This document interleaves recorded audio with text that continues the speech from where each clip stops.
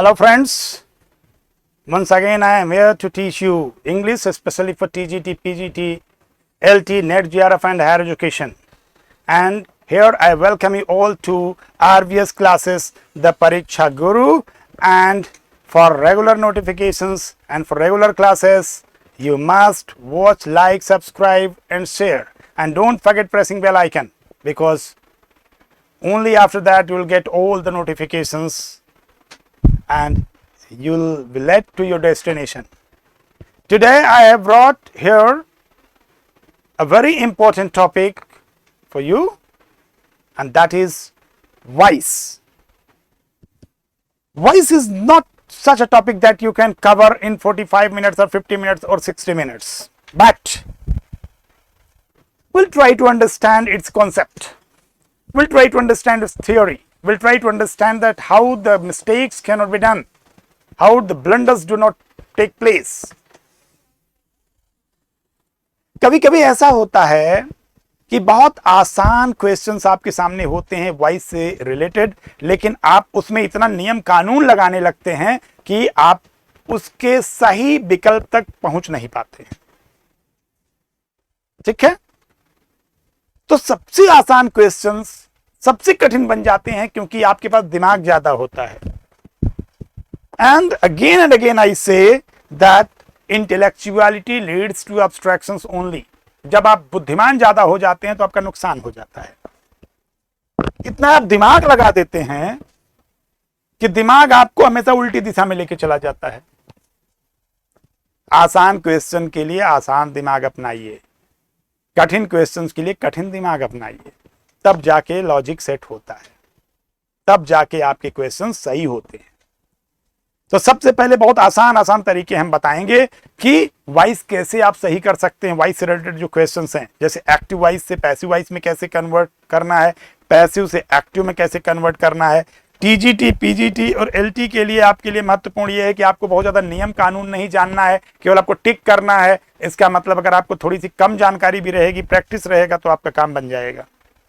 ठीक है, तो वॉइस हम आज देखने जा रहे हैं। वॉइस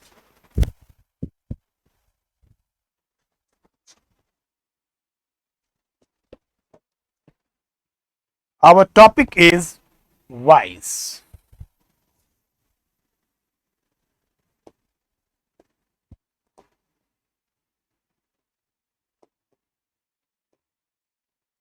वॉइस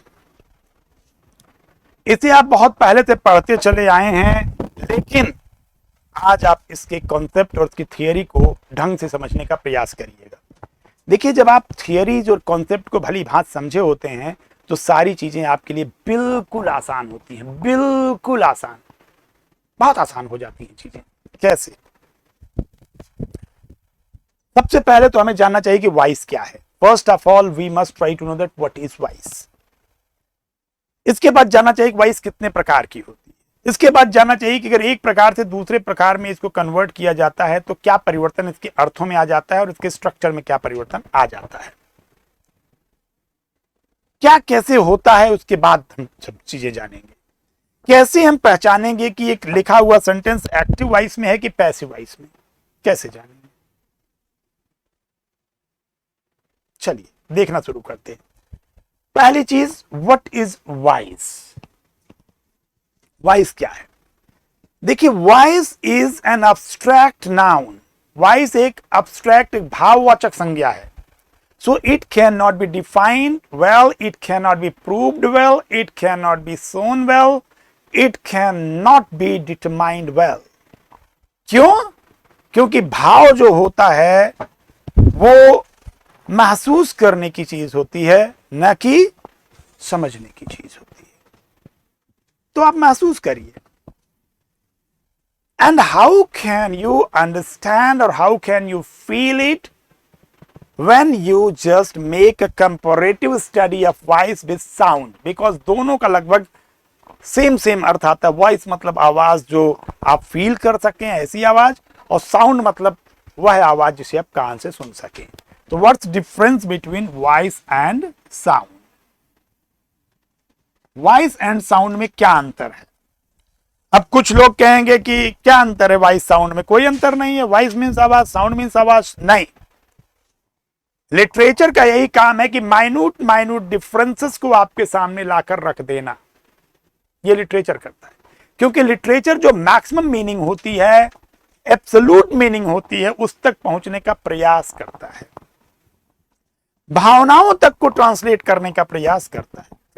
भावनाओं तक को शब्दों में परिवर्तन का नाम है लिटरेचर।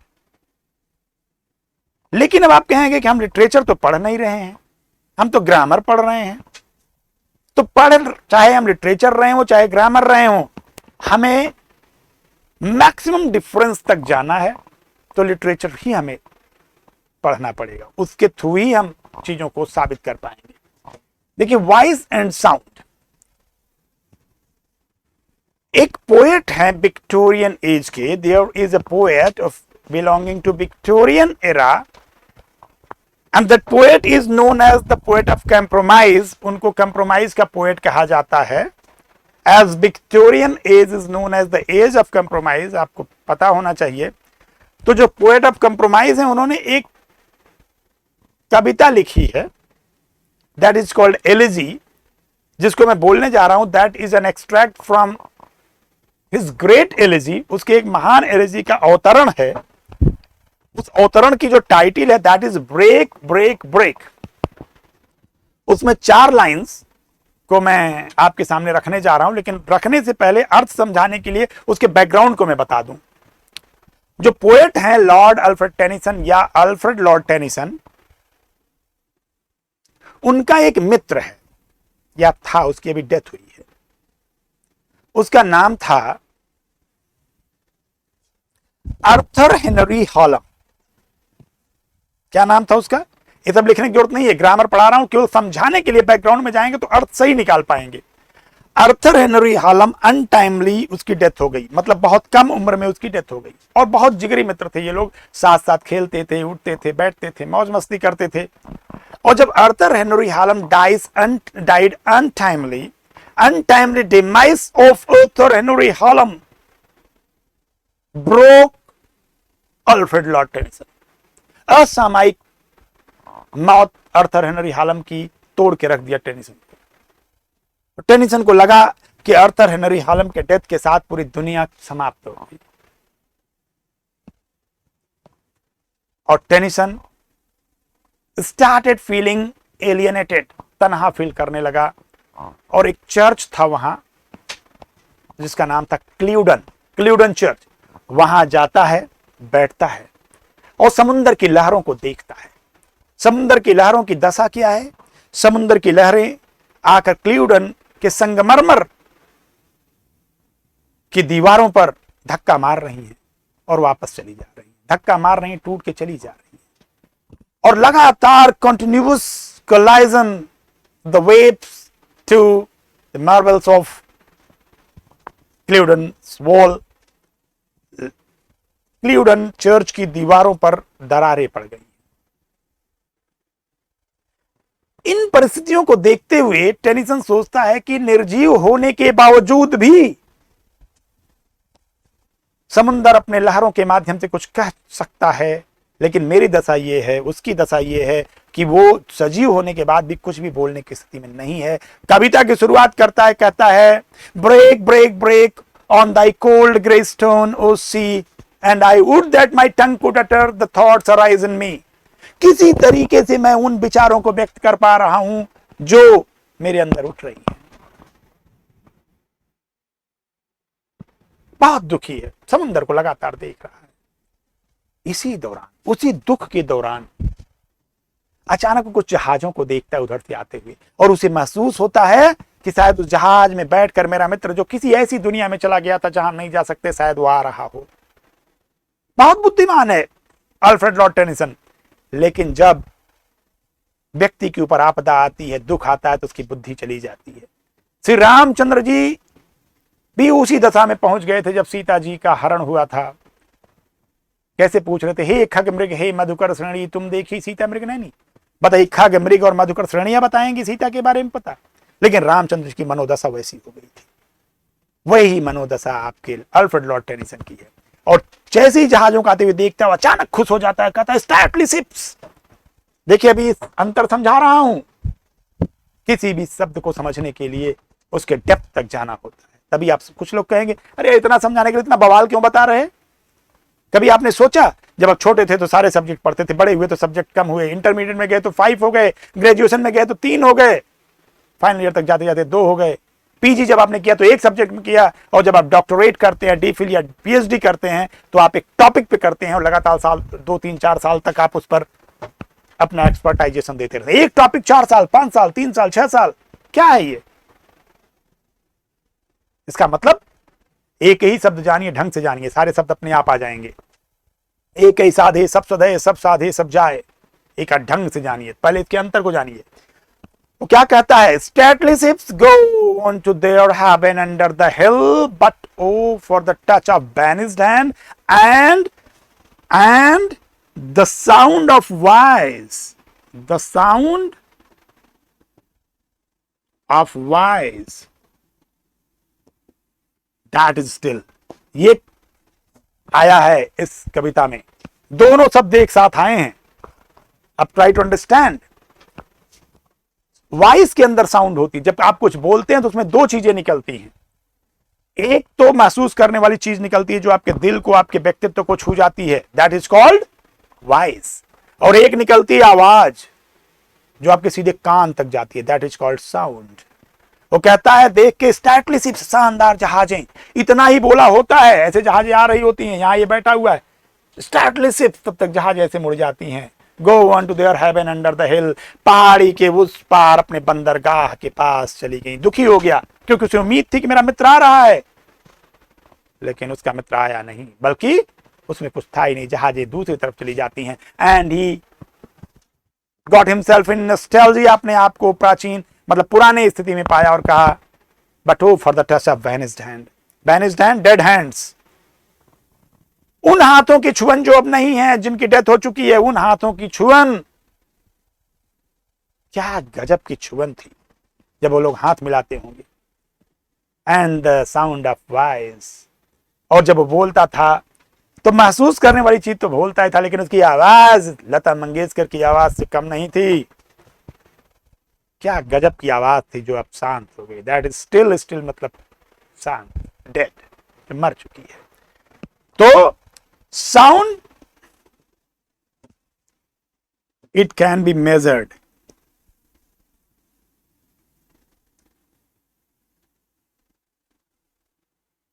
कोई पूछे क्या है साउंड और वॉइस में अंतर, तो आप कहेंगे sound can be measured, sound मापा जा सकता है। This is a topic in physics, it can be studied, it can be understood, but voice is an abstract concept,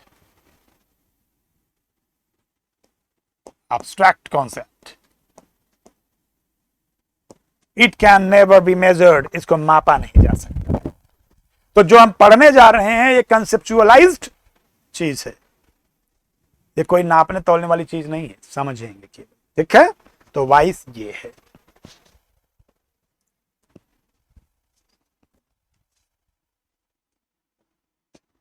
okay, अब देखिए काइंड्स ऑफ वॉइस।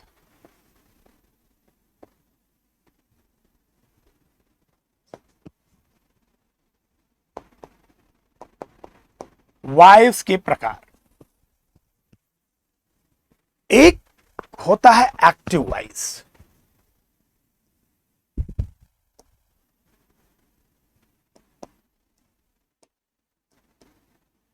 और दूसरा होता है पैसिव वॉइस।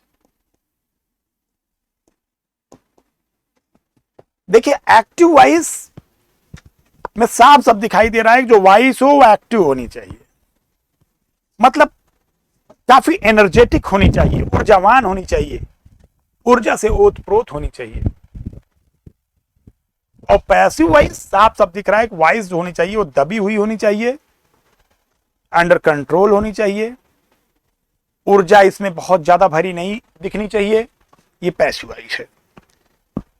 आपके लिए एक सजेशन है कि आमतौर पर जब आप बोलचाल की भाषा में सेंटेंसेस यूज करते हैं, तो सेंटेंसेस को मोस्टली आप एक्टिव वॉइस में यूज करने की कोशिश करिए, क्योंकि वो ज्यादा प्रभावशाली होता है। एक्टिव व्यक्ति हो, एक्टिव कॉन्सेप्ट हो, एक्टिव सेंटेंस हो, अगर वो एक्टिव है तो उसकी कद्र ज्यादा होगी।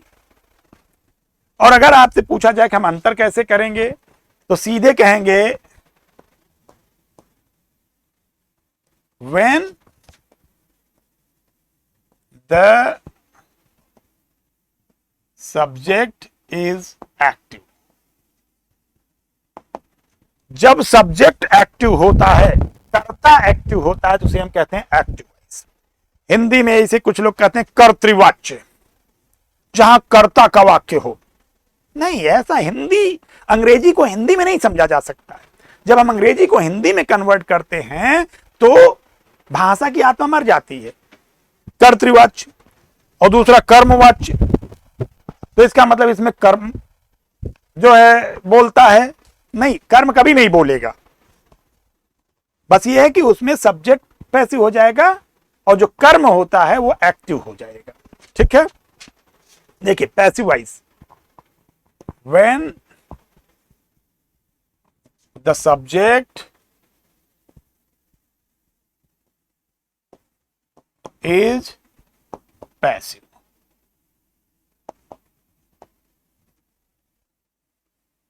जब सब्जेक्ट पैसिव हो जाता है, कुल मामला सब्जेक्ट का है। अब बिना बताए आप ये समझ लीजिए कि जब ऑब्जेक्ट पैसिव हो तो एक्टिव है सेंटेंस, और जब ऑब्जेक्ट एक्टिव है तो सेंटेंस पैसिव है। ठीक है, सब्जेक्ट ऑब्जेक्ट दोनों की बातें हो गई।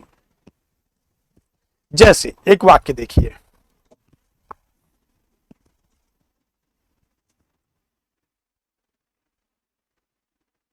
बहुत सिंपल सा सेंटेंस लिख रहा हूं, Ram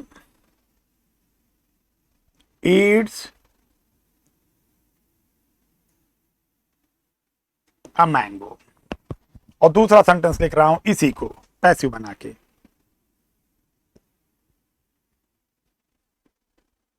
a mango is eaten by Ram। A mango is eaten by Ram। Look at these two sentences। कर्ता कौन है, सब्जेक्ट कौन है? देखिए,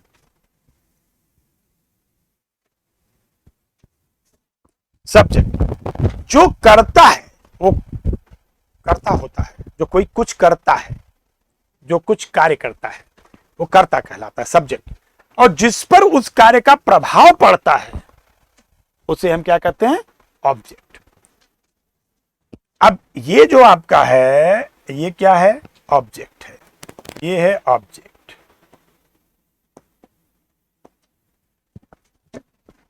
ये देखिए, ये ऑब्जेक्ट ही है, लेकिन इस सेंटेंस में सब्जेक्ट के स्थान पर आ गया है।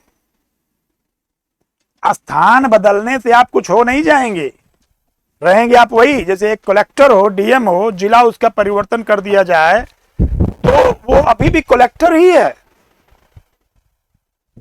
स्थान बदलने से कुछ नहीं हुआ, बस स्थान ही बदला है। और ये जो राम है ये सब्जेक्ट ही है, लेकिन ये आ गया है ऑब्जेक्ट के स्थान पर। तो अब ये जो सेंटेंस आपका है ये किस में पहुंच गया, पैसिव वॉइस में।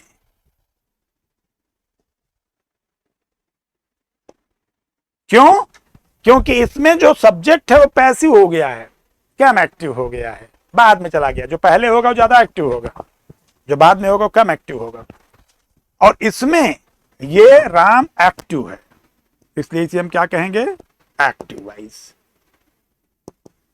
अब सेंटेंस चाहे जितने बड़े छोटे हो जाएं, हमारा कॉन्सेप्ट थोड़ी ना बदल जाएगा। हमने बड़े छोटे सेंटेंस से समझाया, अब सेंटेंस चाहे जितने बड़े हो जाएं, ठीक है। अब आप देखिए ध्यान से, यहां मैंने हर बार बात की सब्जेक्ट ऑब्जेक्ट सब्जेक्ट ऑब्जेक्ट, इसका क्या मतलब हुआ? इसका मतलब हुआ अगर सेंटेंस को एक्टिव से पैसिव में कन्वर्ट करना है या पैसिव से एक्टिव में कन्वर्ट करना है, तो देखिए सेंटेंस नॉर्मली सब्जेक्ट के साथ आते ही, ऑब्जेक्ट का न होना भी हो सकता है, ठीक है, लेकिन सब्जेक्ट नॉर्मली होते ही होते हैं। तो अपने दिमाग में सबसे पहले बैठा लीजिए कि किसी भी सेंटेंस को तभी एक्टिव से पैसिव में बदला जा सकता है जब उस सेंटेंस में ऑब्जेक्ट हो, और ऑब्जेक्ट होने का मतलब वर्ब ट्रांजिटिव हो, तभी बदला जा सकता है। उसकी चर्चा भी हम करते हैं। सबसे पहले एक्टिव से पैसिव में बदलना, यहां देखिए आप, एक्टिव टू, अभी मैं कॉन्सेप्ट समझा रहा हूं, मैं आपको उसके रूल्स नहीं बता रहा हूं, रूल्स बाद में बताया जाएगा, कॉन्सेप्ट समझिए। एक्टिव टू पैसिव और पैसिव टू एक्टिव, ये क्या है पता है? ये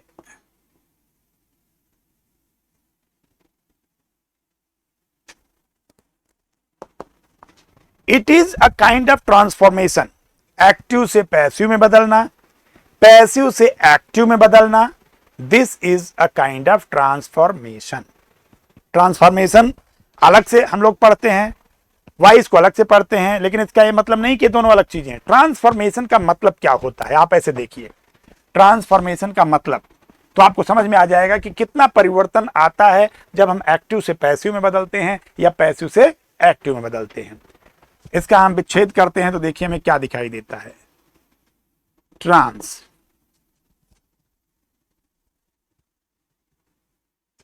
change form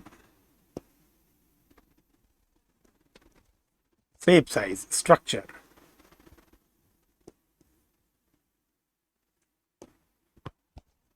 and ASN,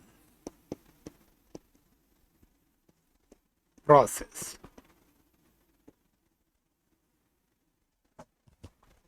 Process of changing the structure is called, अब यहां आप लिख के खूब अच्छे समझ लीजिए,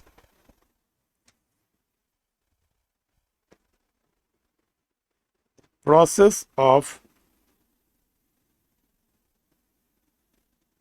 changing the structure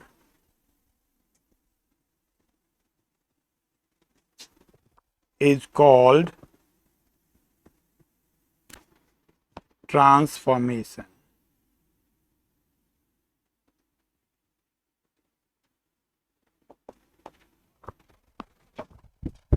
Process of changing the structure is called transformation. Structure में परिवर्तन की प्रक्रिया को हम ट्रांसफॉर्मेशन कहते हैं। तो स्ट्रक्चर में परिवर्तन का मतलब है कि अर्थ में कोई परिवर्तन नहीं होना चाहिए। नो चेंज इन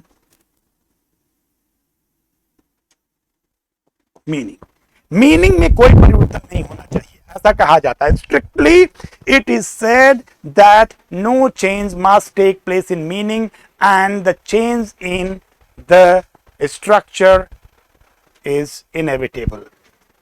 अपरिहार्य है कि स्ट्रक्चर में परिवर्तन हो जाएगा, लेकिन अर्थ में परिवर्तन नहीं होना चाहिए। ठीक है, जैसे हमने कहा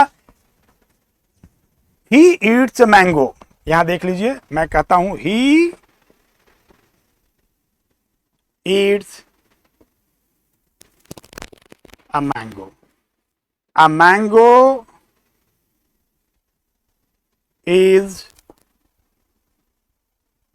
eaten by him. These two sentences are the same in meaning but not same in structure. ये स्ट्रक्चर में सेम नहीं है लेकिन मीनिंग में सेम है, क्योंकि अर्थ एक ही आ रहा है कि वह एक आम खाता है, एक आम उसके द्वारा खाया जाता है, लेकिन स्ट्रक्चर आपको दिख रहा होगा पूरी तरीके से बदल गया है। तो देखिए, अगर हम ग्रामेटिकली, टेक्निकली, एस्थेटिकली इन बातों को देखें तो हम कह देंगे कि हाँ ठीक है, मीनिंग में कोई परिवर्तन नहीं होता। लेकिन जैसे ही अगर हम बात करेंगे स्ट्रक्चर की, साइन एंड सिग्मा की बात करेंगे, तब आप देखेंगे कि जब हम किसी शब्द के स्थान को बदल देते हैं तो अर्थ अपने आप बदल जाता है। और इस बात को पूरी तरीके से गलत साबित करने के लिए I am going to write 3 sentences on the board, just try to understand it. देखिए, I am going to write 3 very common sentences on your white board। तीनों का लगभग अर्थ सेम होगा, लेकिन मैं बताऊंगा कि स्ट्रक्चर बदलने के साथ कितने अर्थ बदल जाते हैं, क्योंकि कभी कभी जो अर्थ आपको दिखता है वो अर्थ नहीं होता, अर्थ कुछ और होता है। अर्थ कुछ और होता है और वो आपको दिखाई नहीं पड़ता है, छुपे तौर पर। देखिए, जैसे हम कहें 3 sentences। Number 1, Sita gave me a Laddu,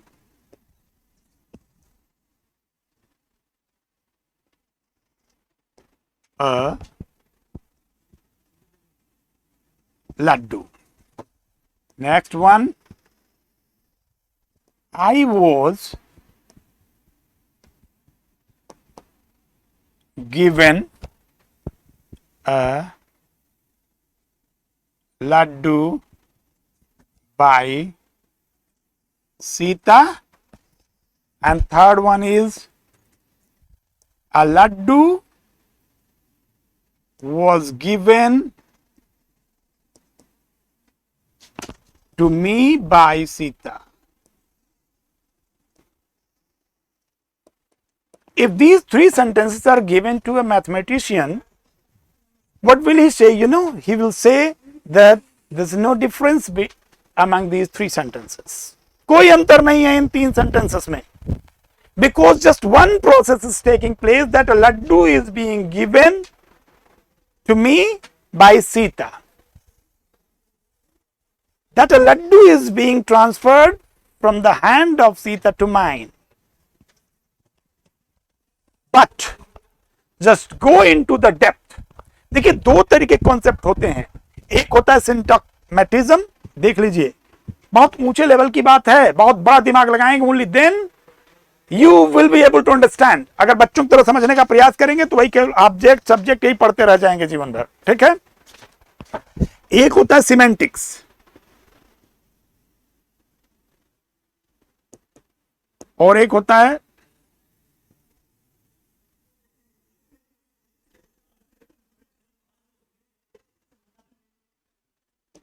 सिंटैग्मेटिज्म। What is this? Semantics मतलब अर्थ विज्ञान पर आधारित विश्लेषण, और ये व्याकरण पर आधारित विश्लेषण। व्याकरण की बात हम करेंगे तब हम कहेंगे कि अरे यार ये तो सेम है, कोई अंतर नहीं है। सामान्य व्यक्ति कहेगा कि ये एक्टिव वॉइस में है,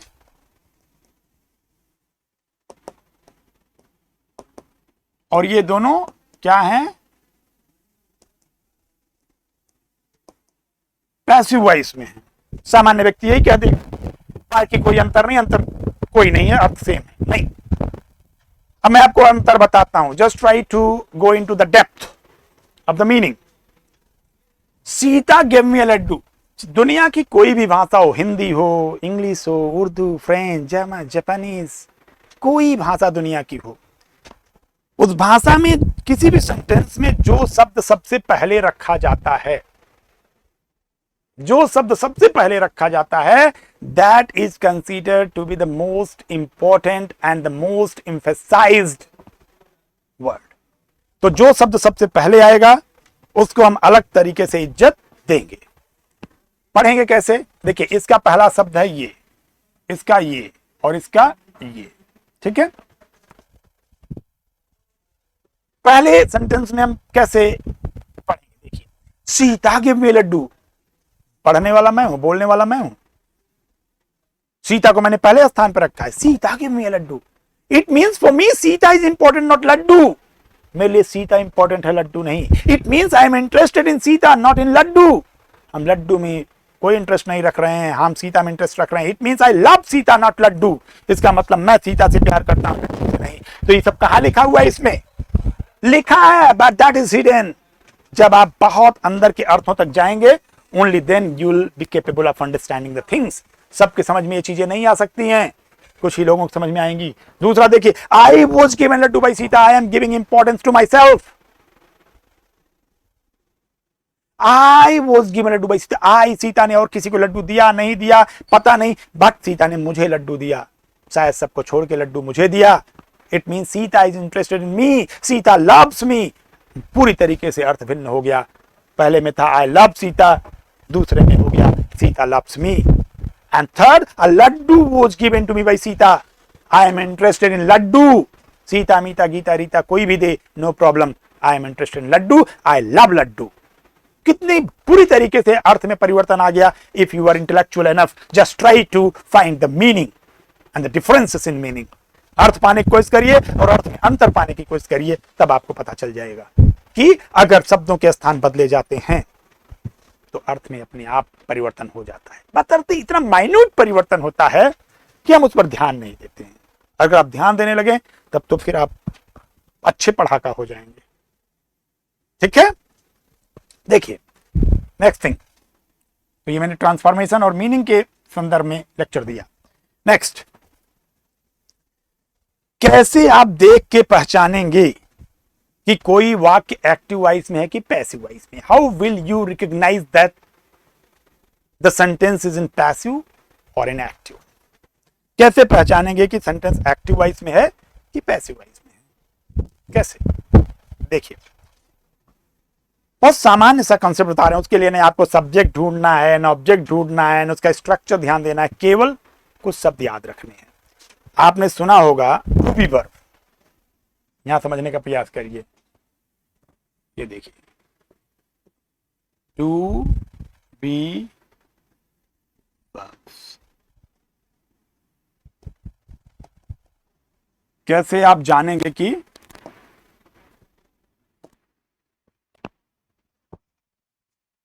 कौन कौन? देखिए, टू बी वर्ब्स कौन कौन से हैं? सबसे पहले तो हम जान लें, जो हेल्पिंग वर्ब्स में टू बी वर्ब्स होती हैं वो होती हैं is, am, are, was, were, be, been,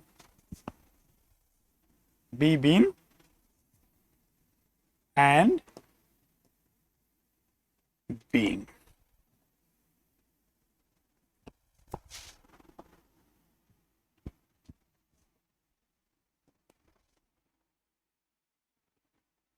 देखिए,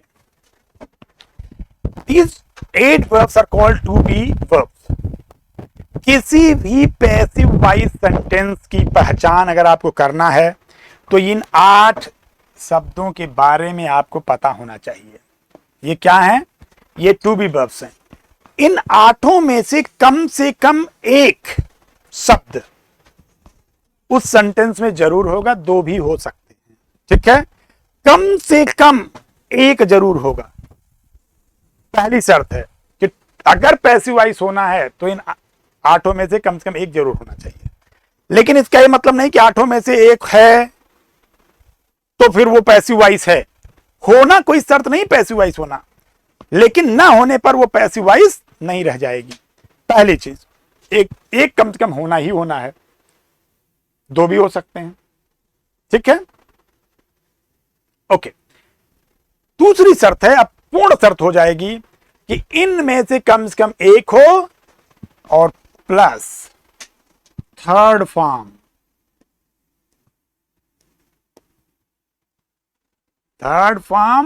ऑफ अ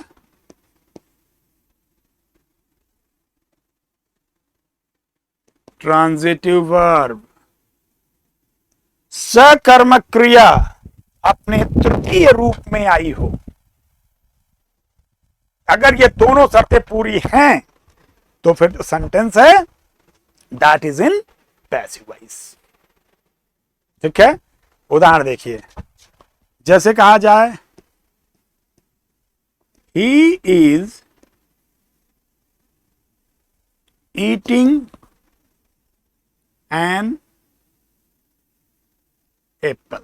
दूसरा sentence, he eats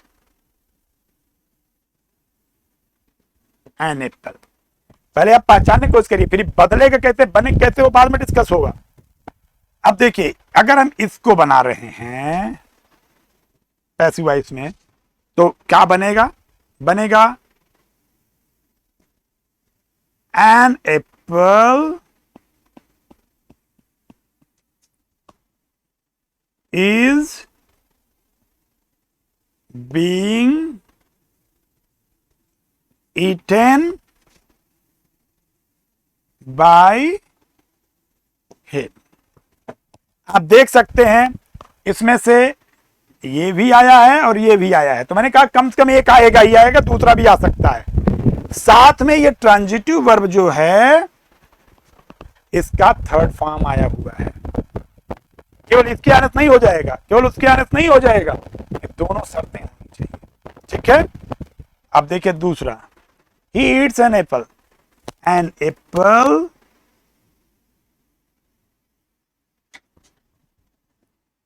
is eaten by him. यहां देख सकते हैं ये आया एक ही और थर्ड फॉर्म आ गया, तो क्या हुआ, ये पैसिव वॉइस पे हो गए। ऊपर वाले में ये नहीं है तो एक्टिव वॉइस में है, ये नीचे वाले में ये पैसिव वॉइस हो गए। तो इनकी सबसे बड़ी पहचान है, इन 8 शब्दों को आप अपने दिमाग में बैठा लीजिए, कम से कम 8 शब्द में से एक शब्द होना आवश्यक है पैसिव वॉइस में, और उसके साथ third form of transitive verb. अगर कोई ऐसी वर्ब है जो ट्रांजिटिव नहीं है तो फिर पैसिव वॉइस नहीं है। ठीक है, अब मैंने कहा third form of transitive verb, तो इससे एक कंडीशन और निकलकर सामने आई, एक और शर्त आई कि केवल और केवल वही सेंटेंस एक्टिव वॉइस से पैसिव वॉइस में कन्वर्ट किए जा सकते हैं जिन सेंटेंसेस में वर्ब ट्रांजिटिव आई हो। तो ट्रांजिटिव वर्ब क्या होती है, इसको देखिए आप। अभी जो आज मैंने बताया उससे आप कोई क्वेश्चन नहीं हल कर पाएंगे, लेकिन अगर ये नहीं आया तो कोई क्वेश्चन नहीं हल कर पाएंगे, ये ध्यान रहे आपको। देखिए,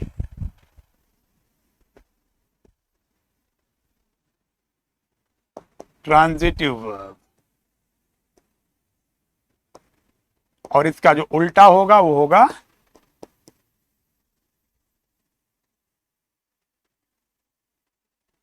इंट्रांजिटिव वर्ब।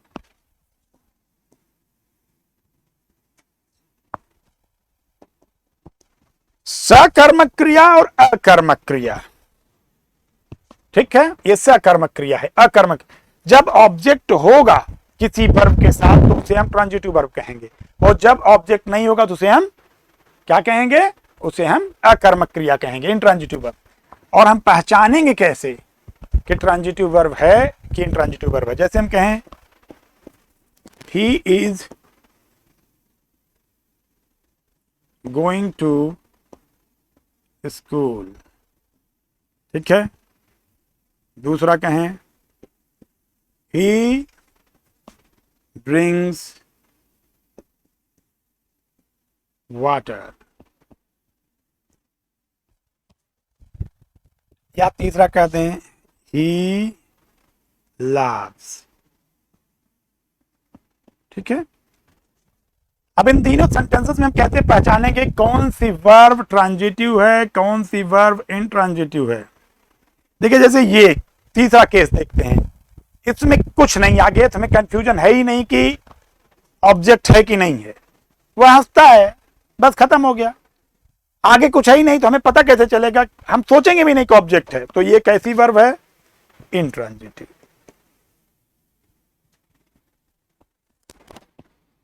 इंट्रांजिटिव, यहां कोई कंफ्यूजन नहीं है, तो पहचानने की जरूरत भी नहीं है, इंट्रांजिटिव वर्ब हो गया।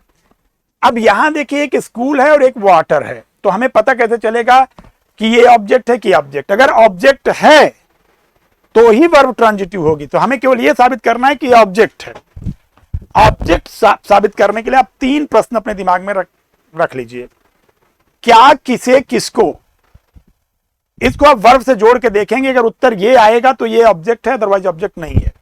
ही इज गोइंग टू स्कूल, वह क्या जा रहा है। वह किसे जा रहा है, वो किसको जा रहा है। स्कूल किसी का जवाब नहीं, स्कूल जवाब है वो कहां जा रहा है, और कहां हमारे पास नहीं है क्या, किसे, किसको में। तो this is complement, not object. ये कॉम्प्लीमेंट है, ऑब्जेक्ट नहीं है। इसका मतलब है कि ये जो वर्ब है ये इंट्रांजिटिव है, ये इंट्रांजिटिव वर्ब है। इसका मतलब यह सेंटेंस पैसिव वॉइस में नहीं बदला जा सकता है। Sentence can't be changed in passive voice, क्योंकि हमारी शर्तें पूरी नहीं हैं। And the third one, he drinks water, वह क्या पीता है, तुरंत जवाब आ जाएगा वाटर। इसका मतलब ये क्या है, ऑब्जेक्ट है। तो ऑब्जेक्ट है तो फिर ये क्या है, ये ट्रांजिटिव वर्ब है।